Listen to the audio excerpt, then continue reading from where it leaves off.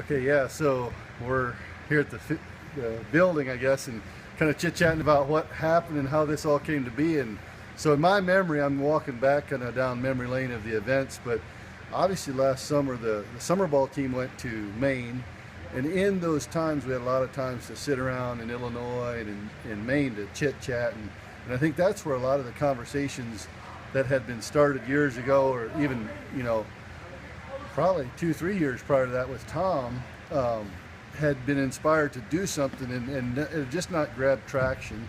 And in that whole journey of sitting around and talking over dinner and whatever else, we kind of said, well, we need to, open this can of worms up again. And so we get back from Maine, and I remember we had a meeting with Austin and Mark Koblitz, myself, and Tom, and we kind of said, what are the possibilities?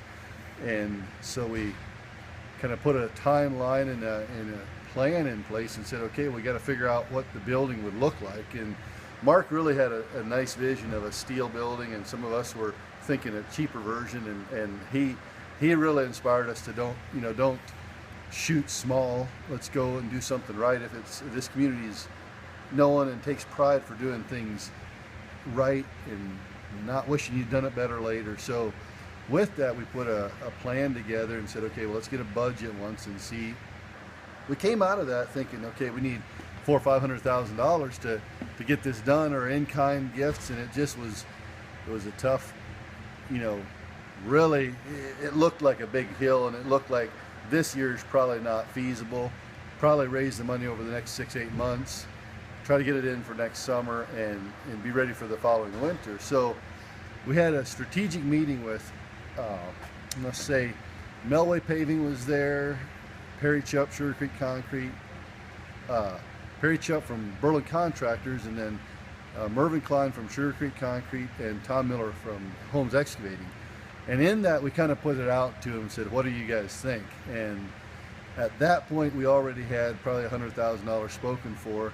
And with their input, they really inspired us that they think this can be done. And so they were really all four big hitters that came to the table in a big way that said, we'll take care of our piece of the pie. And it was like throwing gas on a little fire. And so we said, we can do this. And I kind of had the urge to let's fight through it. Let's not just drag this process out. Let's get it done, get on with it. And so Mark kind of became the spearheader of the fund driving.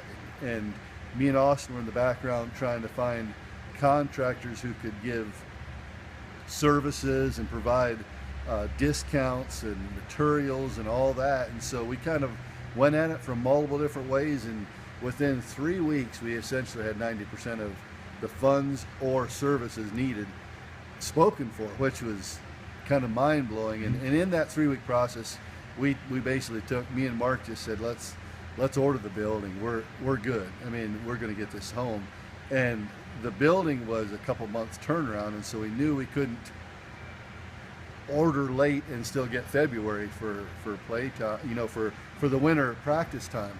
So that's when this whole thing kind of started grabbing traction, and we saw we could do it. And in this whole process, the community was unbelievable. That's probably the biggest part of this whole thing. There's several things that I really hope get driven home, and one is this community is unbelievable. Everybody got behind this thing.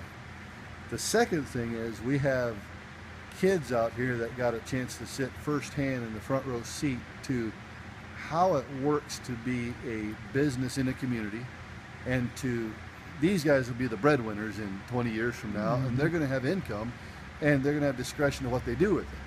And so I'm really hopeful that this will inspire these kids at some point to do the same thing, to go back and say, okay, once they have the opportunity to give back, that they do that and kind of recognize that and bring that out. And that's as much a reason to do the ceremonies this evening, is to help the kids see the full circle of life, as much as just thanking, because most of these people would have rather went home and had their, watched the Cavs or whatever. So that to me is very important, and that these kids get a chance to say thank you and appreciate the people who got behind the community. So ultimately, Tom is a massive vision caster, and I think he inspired a lot of people, and it came together. So yeah, it's amazing, a faith-based community like this. The people believe that they're not here for themselves, and they truly live that out, and that to me is exciting.